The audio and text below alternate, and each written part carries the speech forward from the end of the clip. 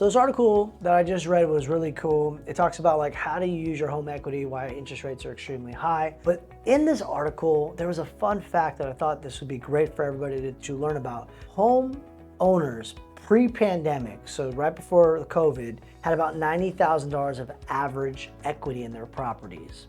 As of March of 2023, guess what?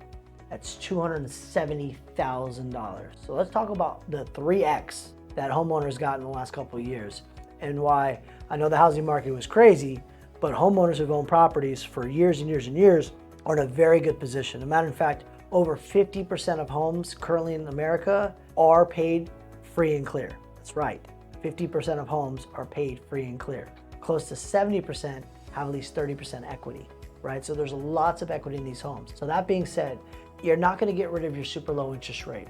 Nobody in their right mind is going to tell you to refinance your first. What you can do is what's called a home equity line of credit. It's like taking out a credit card on a property that you basically use the money and then you pay interest on the money that you use. There's lots of details we can go over with that, but the good news is if you need to tap into some of the equity, there is an option there for you if you need to. As always, I'll bring the facts, I'll bring the data. You just got to bring the decision.